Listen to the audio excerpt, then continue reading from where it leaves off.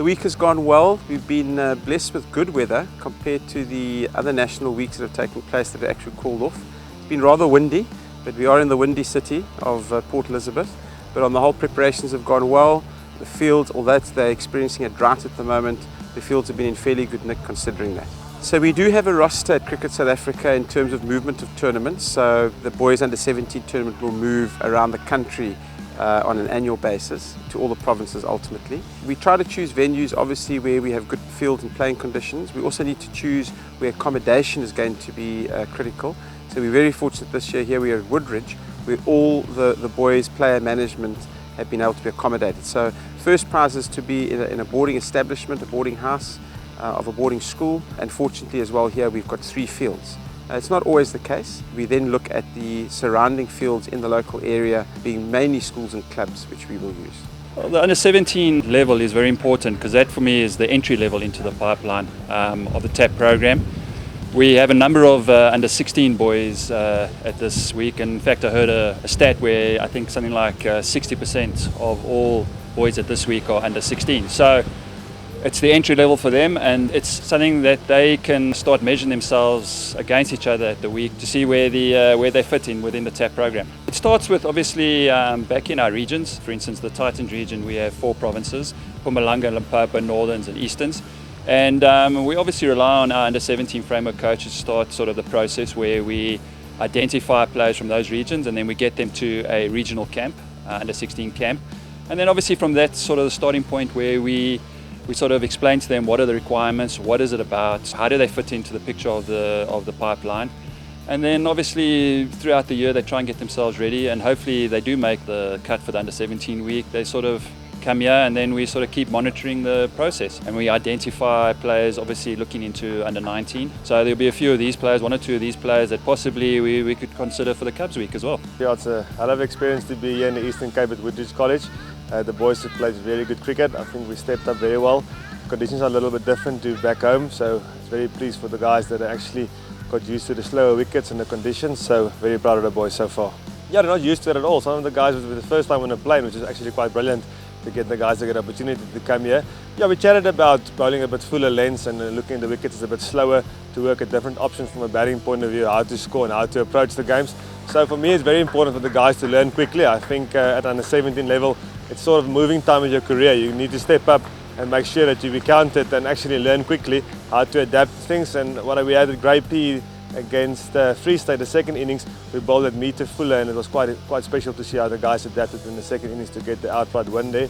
So for me it's just about learning quickly and think on your feet, and that's important for us from a coaching staff to make sure that we get those knowledge and get those messages across to the players. I think it's been great because the boys have really enjoyed it, because we mingle with other coaches, and the preparation leading to the national week has been great because we played a couple of games, a couple of warm-up, tried to use the similar condition that we'll be facing at EP. I think it's been great with the boys adjusting to the conditions. This side is windy, quite windy, so we're not used to this kind of weather, but the boys are grinding and they're really enjoying it. We really try so hard. What we're trying to do is that we give each and every player and then specific goals, specific targets for the team and for the boys, and then we try and play according to what the tournament will give us. In terms of, we played time cricket back in KZNI, we played T20s, and then we played 50. We try and play 2 games of each.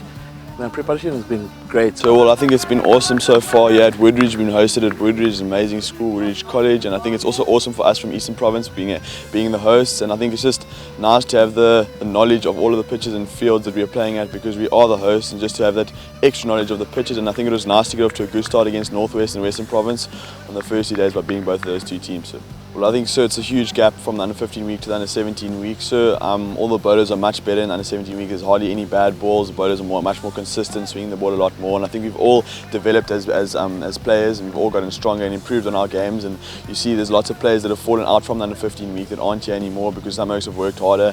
And I think it's just so it's just a huge step up from the under-15 to under-17. So I feel great. It's really a privilege to play for my province out here. It's just a true blessing. It's really nice. It's nice with the team here. They're making it an effort.